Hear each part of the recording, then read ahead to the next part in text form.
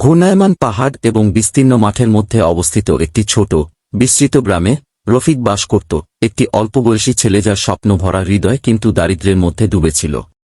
তার বাবা মা নম্রভদ্র কৃষক, সংসারের চাহিদা মেটাতে সংগ্রাম করেছিলেন।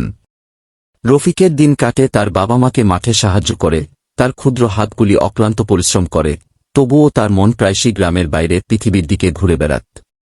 সে অন্যান্য শিশুদের মতো স্কুলে যেতে, বিশ্বের রহস্য সম্পর্কে জানতে, পড়তে এবং লিখতে চায়।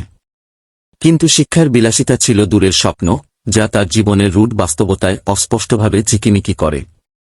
তাদের ছোট্ট মাটির ঘর, যার ফুটো ছাদ এবং খালি দেয়াল ছিল তাদের দুর্দশার একটি প্রখর অনুস্মারক। খাবার প্রায়ই এক বাটি ভাত থাকত, কখনো কখনো কম। তার হাসি ভরা মুখটা ইচ্ছা এবং অপূর্ণ আকাঙ্ক্ষার কথা বলে। রফিকের চোখ বুদ্ধিমত্তায় উজ্জ্বল, প্রায়শই রাতের তারার দিকে তাকিয়ে থাকত, ভাবত কোথাও মিটমিট আলোর মাঝে একটি উন্নত জীবনের প্রতিশ্রুতি রয়েছে। আকাঙ্ক্ষা আর গভীর দুঃখে তার হৃদয় ব্যথিত হতো, এমন একটি পৃথিবীর জন্য যেখানে কেবল একটি শিশু হতে পারে, চিন্তামুক্ত এবং দারিদ্র্যের ভারমুক্ত।